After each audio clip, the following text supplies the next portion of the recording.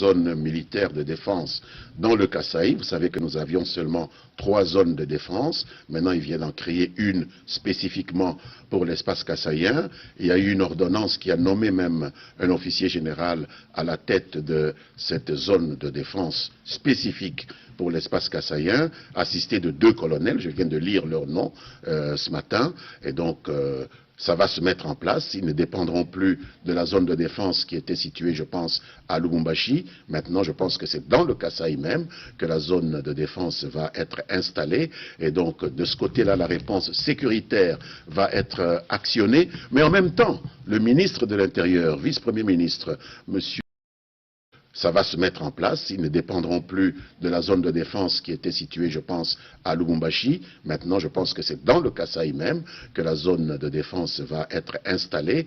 Et donc, de ce côté-là, la réponse sécuritaire va être actionnée. Mais en même temps, le ministre de l'Intérieur, vice-premier ministre, monsieur Chadari, suivi dernièrement à la RTNC, n'a pas dit autre chose que M. Étienne Tshisekedi puisse diriger le Conseil national de suivi de l'accord. Mais dans un accord qui est un texte juridique, on ne met pas des noms d'individus. Un accord est toujours impersonnel. Il se fait que pendant que nous discutions de ces choses-là, M. Étienne Tshisekedi, à qui nous avions réservé, intuito personae, consensuellement, le rôle de diriger le Conseil national de suivi de l'accord, était encore en vie. Deuxièmement, M. Étienne Tshisekedi, en vie, exerçait quelle fonction? Il était président du Conseil des sages du rassemblement des forces acquises au changement. Personne ne pouvait imaginer que M. Étienne Tshisekedi allait décéder avant d'exercer ses fonctions. Et donc, par souci d'élégance dans la rédaction des textes, nous avons mis sa qualité de président du Conseil national des sages dans ce texte, parce qu'on ne peut pas individualiser un texte juridique. Si c'est M. Tshisekedi, nous sommes d'accord, M. Tshisekedi étant vivant, étant président du Conseil des sages, nous mettons que ce poste revient au président du Conseil national des sages. Or, il se fait qu'entre le moment où nous avons conclu cet accord et avant même qu'on ne lui ait notifié cela, les évêques devaient le lui notifier, souvenez-vous, le 26 janvier, je me souviens très bien, il devait être notifié que, voilà, M. Tshisekedi, vos compatriotes vous ont choisi, intuito personae, pour devenir président du Conseil national des sages. M. Tshisekedi a vu son état de santé s'aggraver, il a dû être transféré en Europe, et il est mort le 1er février. Ça crée une nouvelle situation.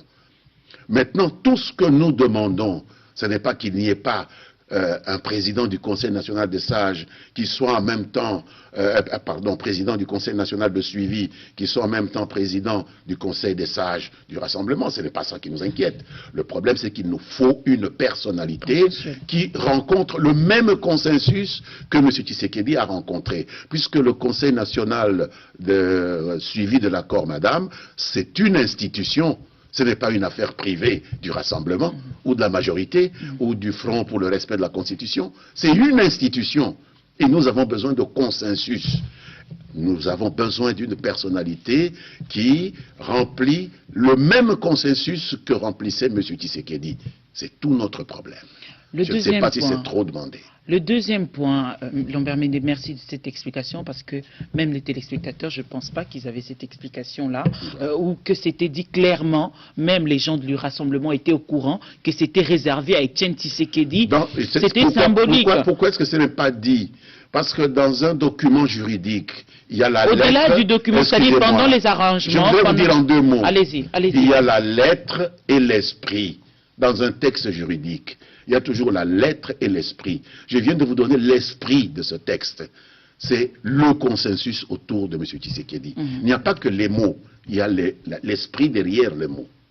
Alors, le consensus. C'est cet esprit derrière les mots qui crée souvent des discussions, qui crée souvent des problèmes au sein de la classe politique. Le deuxième point, c'était celui de la nomination du Premier ministre procédure. Lambert Mende, pourquoi vous n'avez pas été assez clair pour que cela ne trouble pas les gens aujourd'hui. Quand on dit le Premier ministre viendra de l'opposition, rassemblement, selon l'article 78, pourquoi vous n'avez pas... Mais terminez la phrase. Vous n'avez pas fini. Allez-y. Le Premier ministre est présenté par l'opposition, rassemblement, et nommé par le président de la République, conformément à l'article 78 de la Constitution. Les modalités pratiques de mise en œuvre de cette disposition sont fixées par un arrangement particulier. Voilà tout. Est-ce que ce n'est pas suffisamment clair? Nous nous sommes heurtés maintenant au niveau des modalités pratiques. On n'avait pas terminé les dispositions. Donc là même, la lettre est claire. Article 78. Qu'est-ce qu'il y a dans l'article 78? La consultation du président. L'article 78, c'est celui qui donne au président le pouvoir de nommer après consultation du groupe qui présente le Premier ministre. Dans la Constitution, traditionnellement, c'est la majorité parlementaire. Nous supposons maintenant qu'il y a une sorte de subrogation de la majorité parlementaire, c'est-à-dire le rassemblement intègre la majorité parlementaire, pas la majorité présidentielle. Mais même lorsqu'il nomme dans la majorité parlementaire, au moment où la majorité parlementaire coïncidait avec la majorité présidentielle, le président avait toujours ce pouvoir de consultation. Il consulte au sein de la majorité parlementaire. Donc si on prend cet article au pied de la lettre, le président peut nommer n'importe qui au sein du rassemblement. Or, nous avons fait une fleur à nos amis du rassemblement en disant présenter seulement 3 noms. Nous avons réduit même les pouvoirs de consultation du président en les ramenant à 3 noms du rassemblement. Où est la difficulté? Je ne vois pas de difficulté. Sinon qu'il y a des individus qui croient qu'ils sont nés de la cuisse de Jupiter et qu'ils doivent absolument être désignés. Ça ne se passe pas comme ça en démocratie. Il faut aussi un minimum de consensus, puisqu'il s'agit d'institutions. Voilà Lambert Mende, minimum de consensus, oui. Minimum de largesse aussi. Bien sûr, bien sûr. Dans un sens comme dans un autre. Lambert Mende, l'accord de la Saint-Sylvestre a sauvé quand même le pays, il faudrait le reconnaître. Mais personne ne le remet en cause. En quoi est-il remis en cause? Cet accord, Lambert Mende, a appuyé l'article 70, cet article qui a été rejeté par l'autre camp. Qui a le droit, excusez-moi, a été accepté grâce à cet accord. Je ne peux pas vous laisser dire ça. Allez-y. Personne n'a le droit d'accepter ou de rejeter une disposition de la Constitution, madame. Qu'est-ce que vous êtes en train de dire? En termes d'interprétation. L'interprétation de la Constitution est réservée à la Cour constitutionnelle. Qui d'autre peut interpréter la Constitution? Dites, donnez-moi le nom. Qui a le droit d'interpréter la Constitution? La Constitution elle-même dit ne peut m'interpréter que la Cour constitutionnelle. Et vous êtes en train de me dire là qu'en termes d'interprétation, ça a été accepté par qui? Il n'y a que la Cour constitutionnelle. Ils ont mis en cause même l'arrêt de la Cour. Ils n'ont pas à remettre en cause l'arrêt de la Cour. C'est interdit par la Constitution. Ils peuvent aller en prison pour ça. Lambert Mende, soyez correct, lisez la Constitution. Lambert Mende, aujourd'hui, le problème, c'est Félix Tshisekedi qui est le candidat du rassemblement. Ça ne m'intéresse pas. Non. Moi, au sujet des enfants, hein. Alors, je ne parle pas de quelqu'un parce qu'il est l'enfant de quelqu'un. Ça ne m'intéresse pas. Parlons de principes. On va parler de principes. Le candidat du rassemblement, on ne va pas citer son nom puisque vous ne voulez pas.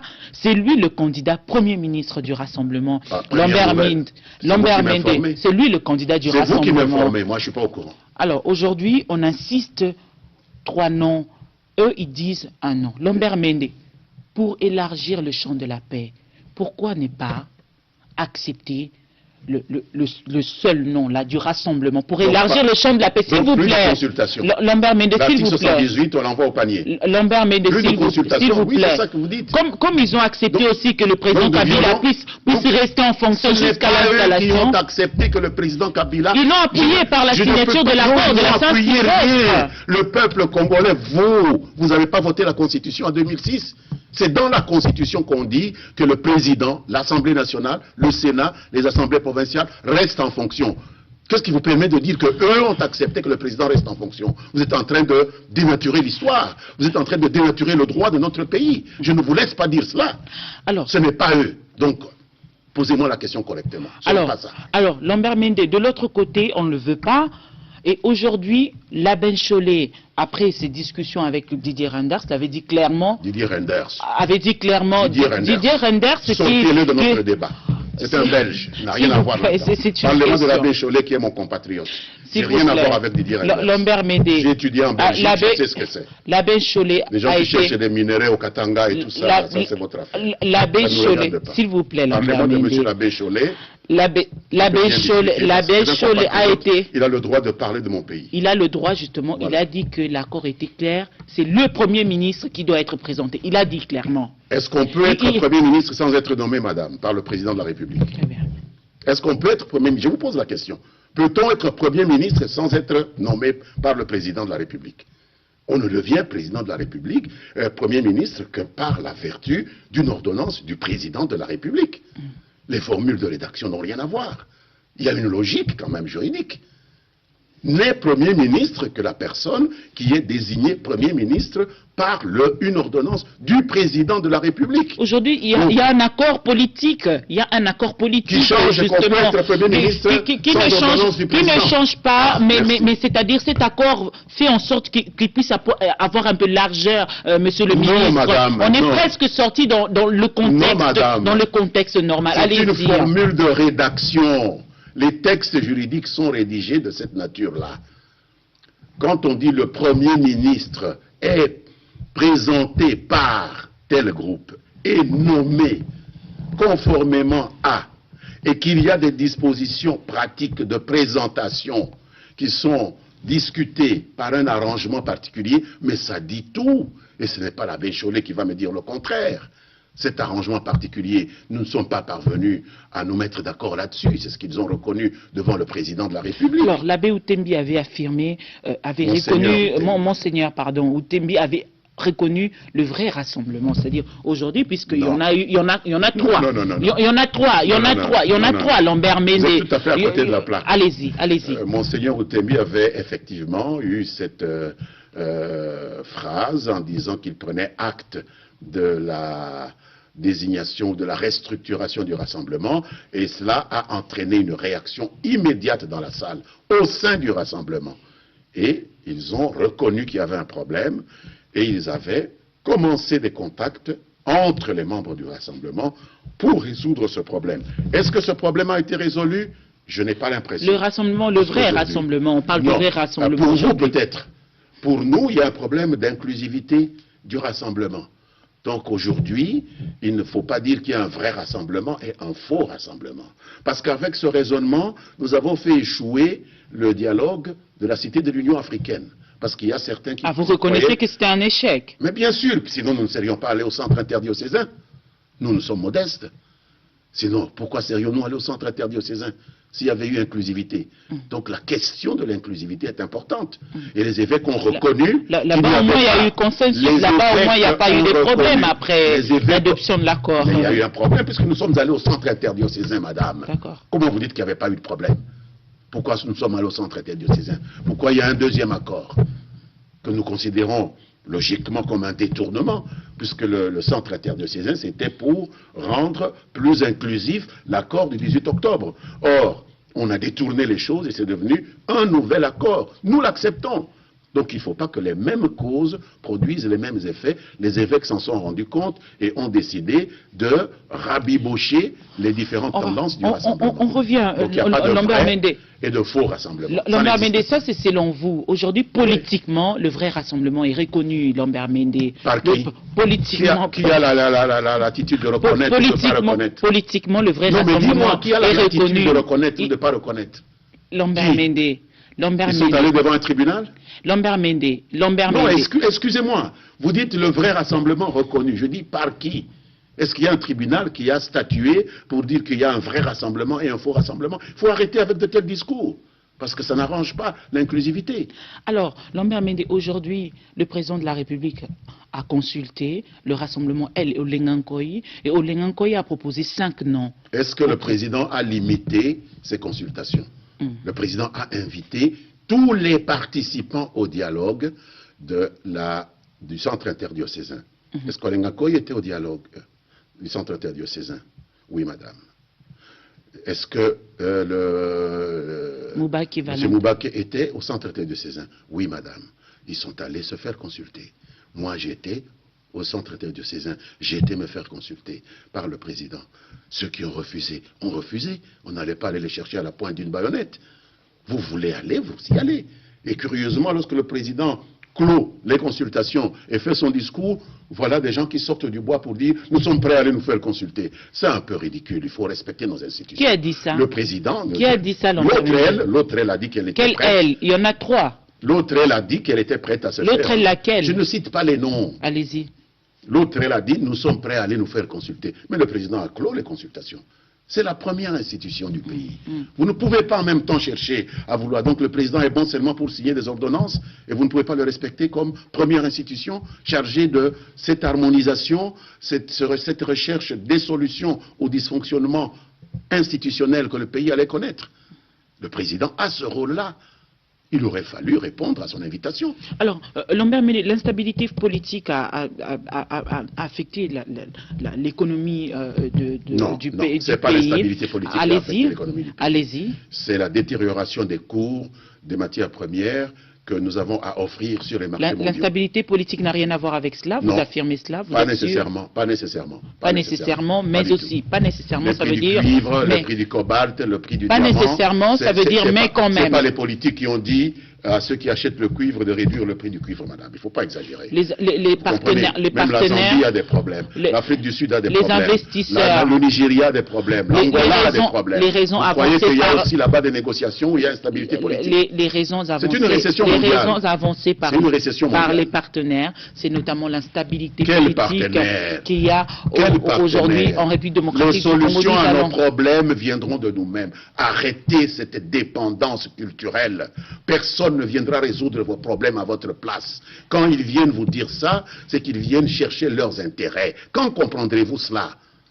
Alors, Lambert Mende, aujourd'hui, pensez-vous que si seulement le président de la République nommait une personne qui n'est pas présentée par le vrai rassemblement... Non, pour moi, il n'y a pas de vrai rassemblement. Okay. Qui n'est pas présenté par le rassemblement de Félix Tshisekedi, aujourd'hui, pensez-vous que nous allons résoudre les problèmes? Je ne suis pas intéressé par les individus.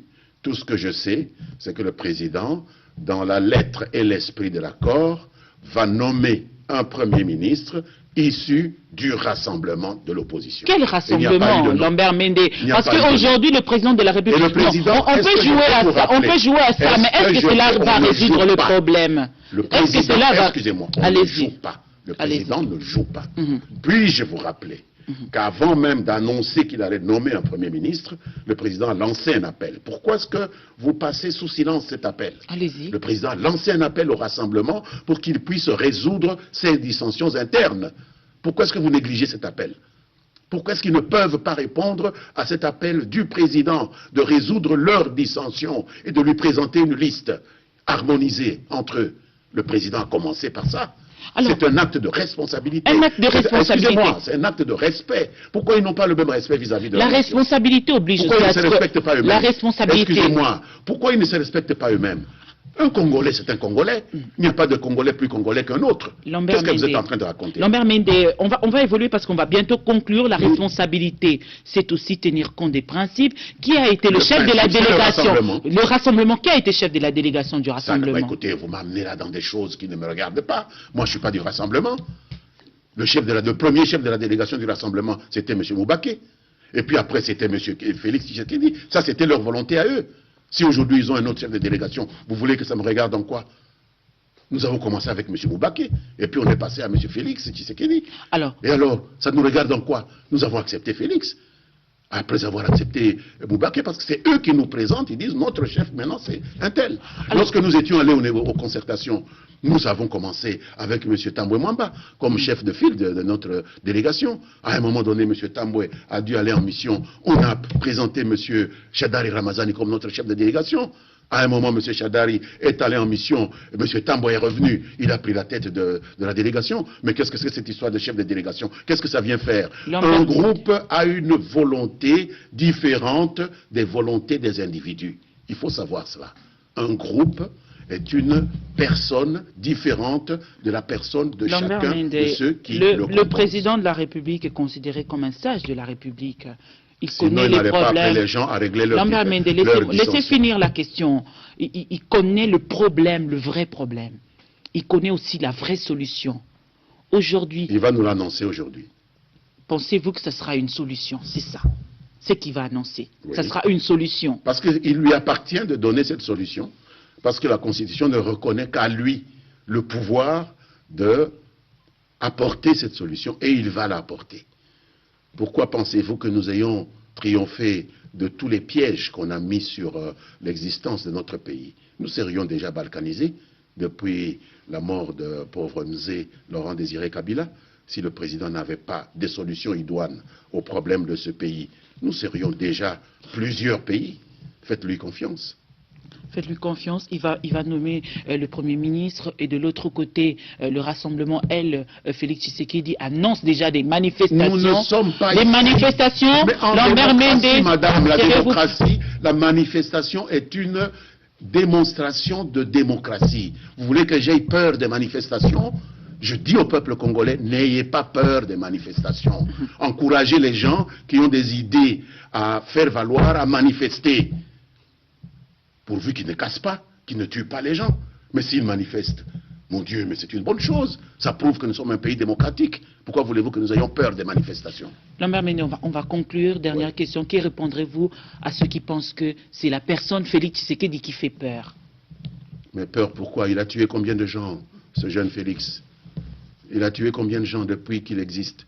C'est peut-être la première fois qu'il allait travailler ou qu'il va travailler en politique. Si le choix du président, on ne peut faire peur que si on tue des gens. Mais bien sûr, on a peur de celui qui tue. On a peur de celui qui brûle. On a peur de celui qui détruit. Mais si ce n'est pas pour politiquement, il vous fait peur politiquement, il pèse. Et surtout avec son alliance avec Katumbi. Son père ne pesait pas.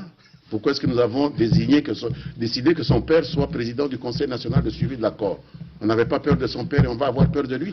Ça n'a aucun sens ce que vous racontez là. Lambert Mende, merci d'avoir répondu à notre invitation. C'est moi qui vous remercie. Mesdames, Messieurs, merci beaucoup de nous avoir accordé beaucoup d'attention pour suivre cette émission que vous allez suivre sur la RTNC, sur Congo Web, sur www.dossierdafrique.cd, sur la page Facebook Barbara Nzimbi. L'émission de ce soir qui a élaboré pour vous les divers sujets d'actualité, l'actualité qui reste toujours dominée par le discours du président Kabila, mais aussi par